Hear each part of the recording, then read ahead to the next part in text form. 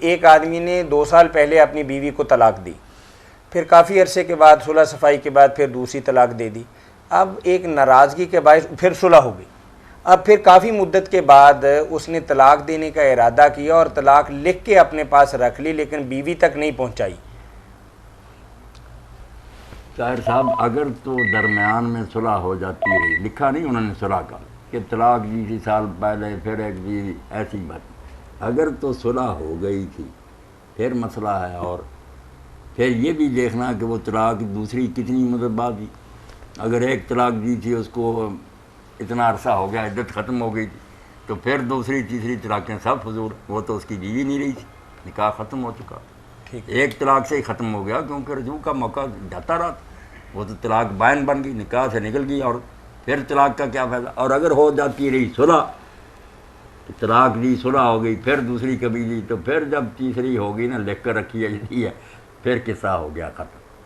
صلح کرتا رہا نا درمیان میں، اور صلح کے بعد دوسری دیتا رہا تیسری، تو پھر تو کوئی گنجائش نہیں۔ اس نے اصل بندے تک تو وہ بات پہنچائی نہیں ہے جو کہنا چاہ رہا ہے۔ نہیں، بے شک نہ پہنچائے، بس لکھ لی نا، جب اپنے ہاتھ سے دستخط کر لیے طلاق ہوگی، کسی کو اطلاع دے یا نہ۔ مولانا یہ تو ایسے ہی ہے کہ اس نے بازار سے گولی خریدی کہ میں نے اسے فلاں بندے کو مارنی ہے، اس پہ تو 302 نہیں لگے گی، نہیں وہ مارنے جب تک وہ گولی مار نہ دے۔ نہیں، مارنے والی باتیں اور ہیں، یہ دنیاوی مثالیں۔ طلاق کا زبان سے کہنا یا لکھنا، جب اس نے اس ارادے سے لکھ دی، دستخط کر دیے، صرف اتنی گنجائش نکل سکتی ہے کہ اس نادان نے گواہ تو نہیں بنائے۔ جی السلام علیکم۔ اگر گواہ نہیں تو کچھ بات بن۔ جی فرمائیے۔ یہ ہماری یونین کونسل کا ایک مسئلہ ہے۔ جی فرمائیے۔ ایک آدمی نے اپنی بیوی کو طلاق دے دی، جی بالکل۔ 2 ماہ کے بعد اس سے پتہ چلا کہ یہ طلاق کی ایک کاپی جو ہے نا یونین کونسل میں بھی بھیجنی ہے، کیونکہ اپنا پاکستان کے قانون کے مطابق یہ کاپی جب یونین کونسل میں جاتی ہے تو وہاں پہ اندراج ہوتا ہے، تو وہاں سے 90 دن کا ٹائم شروع ہوتا ہے۔ جی ٹھیک ہے۔ اس کے بعد وہ طلاق مؤثر کرتے ہیں یا کہ اس کی صلح ہوتی ہے۔ ٹھیک ہے۔ اب ایسا ہوا کہ انہوں نے 2 نوٹس جاری کر دیے، یعنی کہ 2 ماہ کا ٹائم گزر گیا۔ اب اس میں ان کا کچھ صلح کا جو ہے نا وہ چل رہا ہے کہ وہ امید ہے کہ صلح ہو جائے گی، لیکن طلاق دیے سے 120 دن ہو چکے ہیں، جبکہ یونین کونسل کے حوالے سے وہ 60 دن بنتے ہیں۔ تو اس سلسلے میں مولانا صاحب سے یہ پوچھنا چاہتا ہوں کہ یہ اس صورت میں ان کی صلح جو ہے نا وہ کیسی رہے گی؟ ٹھیک ہے۔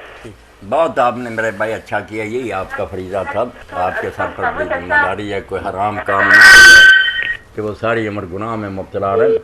اچھا کیا، یہ قانون جو بنایا ہوا نا حکومت نے، جب یہ بنا تھا تو اس وقت بھی سب چلائے تھے، حتیٰ کہ منکرین سنت بھی، پرویزی بھی چلائے تھے کہ ایوب صاحب قرآن کا تو کچھ رہنے دیتے، قرآن کے خلاف بھی آپ نے کر دیا کہ تیسری طلاق کے بعد بھی، تیسرے نوٹس کے بعد بھی صلح کی کوششیں، یہ دین میں ہے۔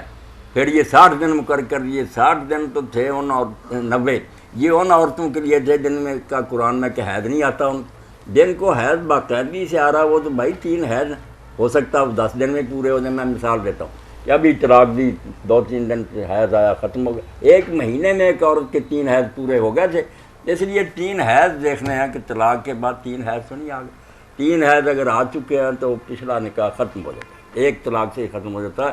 یہ صلح کی کوششیں ثالثی کونسلیں قانون ہے اپنا ہی بنایا ہوا، دین میں جب اس نے طلاق دی تھی اس دن سے طلاق چل رہی ہے، آپ کے صلح کے بعد مؤثر قرار دینے سے کچھ نہیں ہوتا، جب اس نے کہیں زبان سے یا لکھی، آپ کو بے شک بعد میں بھیجی، طلاق اس دن سے نافذ ہوگی۔ اگر 1 ہے یا 3 ہے ایک ہی وقت میں، تو اس میں یہ ہے کہ اگر حیض والی عورت 3 حیض تک نہیں تو 90 دن تک رجوع کا موقع، بے شک کتنی دی ہے، اور اگر وہ وقت اس نے گزار دیا تو پچھلا نکاح تو ہو گیا ختم، صلح نہیں آپ کرا سکتے، مگر ان کا دوبارہ بٹھا کر نا یونین کونسل میں 2 آدمیوں کے سامنے نیا نکاح کرا دیں، کوئی حلالہ نہیں، کوئی اور نہیں، نیا ایجاب و قبول ہو جائے، نیا حق مہر ہو جائے شریعت کے لیے، قانون کے مطابق تو آپ سمجھتے ہیں کہ ابھی بڑا وقت ہے، مگر دین کے میں حلال کرنے کے لیے ان کا نکاح پڑھوا دیں تاکہ وہ دونوں آپس میں حلال ہو۔ السلام علیکم۔ وعلیکم السلام۔ باپ نے میں نے مولانا صاحب سے یہ پوچھنا ہے کہ اگر کسی سے استخارہ کروائیں، لائک اللہ والے بندے سے، किसी रिश्ते के बारे में, तो वो उनसे जो राय दें उनके मुताबिक चलना चाहिए या बिल्कुल पूछना ही नहीं चाहिए? नहीं, पूछना ही नहीं चाहिए, कोई राय नहीं दे सकता। जो पूछते हैं वो भी मुजरिम है, बताने वाले भी मुजरिम है। मेरी एक सेकंड बात सुने कि एक ना मेरी वो सिस्टर ही है, समझ लें उनकी शादी हो गई है, उनकी 18 साल के बाद तलाक हो गई है, तो वो जिसके पास जाती है वो सारे कहते हैं कि आप लोगों के सितारे ही नहीं मिलते थे ना आपस में। बस यही काफिर हैं, वो बताने वाले भी काफिर हैं। सितारों का जिक्र करना ही नजूम की बात, ये अल्लाह के रसूल ने कहा सितारों की जब बात करे वो तो जादू की बात करता है, उसका इस्लाम से क्या ताल्लुक? तो अगर ये बस जहाँ कहीं भी देखे तो अल्लाह के सुपुर्द करके कर दें। अल्लाह के सुपुर्द, उधर देखते रहें, पूरी तरह सोच विचार करें, उधर दुआ अल्लाह से करते रहें। इस्तिखारा ये कि अल्लाह बेहतर है तो होने दे, नहीं बेहतर तो हमें इससे हटा दे। तो इसको इस्तिखारा कहते हैं। क्या चीज चाहिए? नहीं बेटा, ये पूछने पाछने की बातें या ख्वाब देखने बिल्कुल सवाल और कर रही हैं कुछ। आप मुझे थोड़ा सा ये गाइड कर दें कि क्या चीज देखनी चाहिए फिर? देखना तो चाहिए कि वो लड़का जो है ना वो कुछ कमाता भी हो, किरदार उसका अच्छा हो, कोई बदनामी ना हो।